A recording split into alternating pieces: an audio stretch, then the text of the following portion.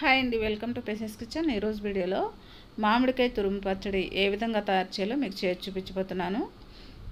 మరి ఈ మామిడికాయ తురుము పచ్చడిని పెద్ద కష్టమేమీ లేకుండా ఎవరైనా ఈజీగా చేసేయచ్చండి.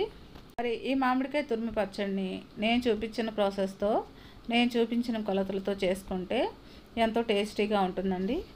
మరి ఈ మామిడికాయ తురుము పచ్చడి ఏ విధంగా తయారు చేయాలో దీని ప్రాసెస్ అంటే వీడియోలోకి వెళ్ళి చూసేయండి.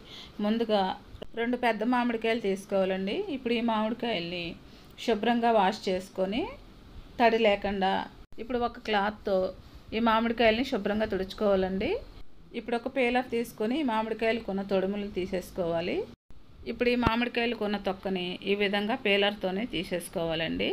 ఈ మామిడికాయలు పుల్లగా ఉన్న వాటిని తీసుకుంటే పచ్చడి చాలా బాగుంటుందండి. ఇప్పుడు ఈ విధంగా 2 మామిడికాయలను కూడా పీలర్తో తొక్క తీసుకోవాలండి.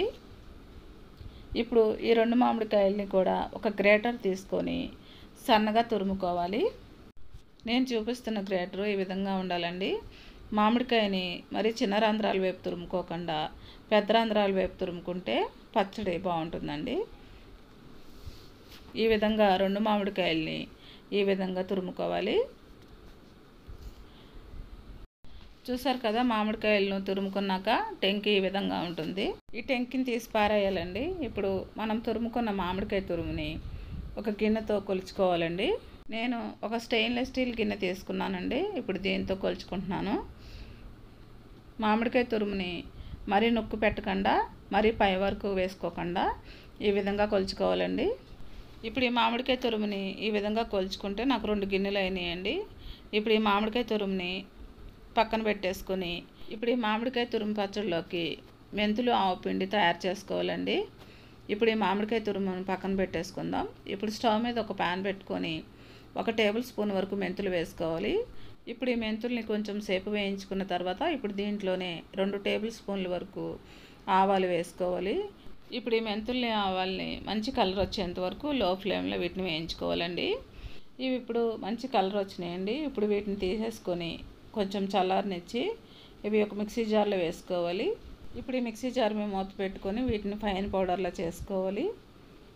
ఈ విధంగా ఫైన్ పౌడర్లా చేసుకున్న తర్వాత ఈ పౌడర్ని పక్కన పెట్టేసుకుందాం. ఇప్పుడు స్టవ్ మీద ఒక ప్యాన్ పెట్టుకొని మనం ఏ గిన్నెతో అయితే మామిడికాయ తురుమును కొలుచుకున్నామో అదే గిన్నెతో వేరుశనగ నూనె వేసుకోవాలండి. ఇప్పుడు ఈ ఆయిల్ హీట్ ఎక్కిన తర్వాత 1/2 టీ స్పూన్ వరకు ఆవాలు వేసుకోవాలి. ఇప్పుడు దీంట్లోనే పొట్టు వలిచిన వెల్లుల్లిని 25 కానీ 30 కానీ వేసుకోవాలి. ఇప్పుడు ఈ రెండింటిని కూడా కొంచెం సేపు వేయించుకోవాలి. ఇప్పుడు దీంట్లోనే కొంచెం కరివేపాకు కూడా వేసుకోవాలి. ఈ కరివేపాకును కూడా కొంచెం సేపు వేయించుకున్న తర్వాత ఇప్పుడు స్టవ్ ఆఫ్ చేసుకోవాలండి. ఇప్పుడు స్టవ్ ఆఫ్ చేసుకున్న తర్వాత ఇప్పుడు ఈ ఆయిల్లోనే ఒక 6 ఎండుమిర్చిని తీసుకొని తుంచుకొని వేసుకోవాలండి. ఈ ఆయిల్ వేడికి ఎండుమిర్చి వేగిపోతాయండి. స్టవ్ ఆన్లో ఉన్నప్పుడు ఎండుమిర్చి వేస్తే కలర్ తొందరగా మాడిపోయి పచ్చడి టేస్ట్ అంత బాగోదండి. అందువల్ల స్టవ్ ఆఫ్ చేసుకొని ఎండుమిర్చిని వేయించుకోవాలి. ఇప్పుడు ఈ తాలింపుని పక్కన పెట్టుకొని పూర్తిగా చల్లారనివ్వాలి. ఇప్పుడు మనం ముందుగా తురుము పెట్టుకున్న మామిడికాయ తురుముని ఒక బౌల్లోకి వేసేసుకోవాలి. ఇప్పుడు దీంట్లోనే మనం ఏ గిన్నెతో అయితే మామిడికాయ తురుమును కొలుచుకున్నామో అదే గిన్నెతో 1/2 కప్పు వరకు పచ్చడి కారం వేసుకోవాలండి. ఇప్పుడు దీంట్లోనే 1/2 కప్పు కంటే తక్కువగా సాల్ట్ వేసుకోవాలి. ఇప్పుడు దీంట్లోనే మనం ముందుగా మిక్సీ పట్టుకున్న మెంతులు ఆవాల పొడిని వేసుకోవాలి. ఇప్పుడు దీంట్లోనే 1/2 టీ స్పూన్ వరకు పసుపు వేసుకోవాలి.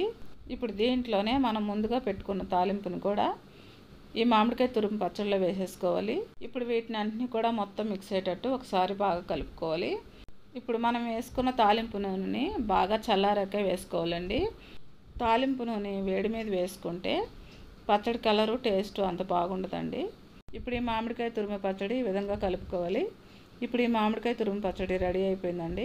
ఈ మామిడికాయ తురుము పచ్చడిని ఒక గాజు బాటిల్ తీసుకొని గాజు బాటిల్లో పెట్టేసుకోవాలి. ఇప్పుడు ఈ మామిడికాయ తురుము పచ్చడిలోకి ఆయిల్ కానీ సాల్ట్ కానీ సరిపోకపోతే మరుసటి రోజు పచ్చడి కొంచెం ఊరుతుందండి. అప్పుడు సాల్ట్ కానీ ఆయిల్ కానీ సరిపోకపోతే చూసుకొని కలుపుకోవచ్చు.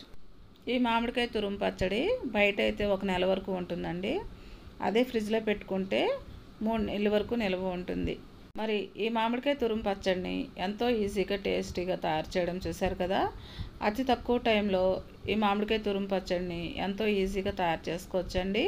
మరి ఈ మామిడికాయ తురుము పచ్చడి అన్నంలోకి కాకుండా టిఫిన్స్లోకి కూడా చాలా టేస్టీగా ఉంటుందండి. మరి ఎంతో టేస్టీగా ఉండే ఈ మామిడికాయ తురుము పచ్చడిని మీరు కూడా ఇంట్లో ప్రిపేర్ చేసుకొని ఏ విధంగా వచ్చిందో నాకు కమెంట్ చేయండి. నా వీడియోస్ కనుక మీకు నచ్చినట్లయితే ఇప్పుడే సబ్స్క్రైబ్ చేసుకొని బెల్ ఐకాన్ ప్రెస్ చేయండి.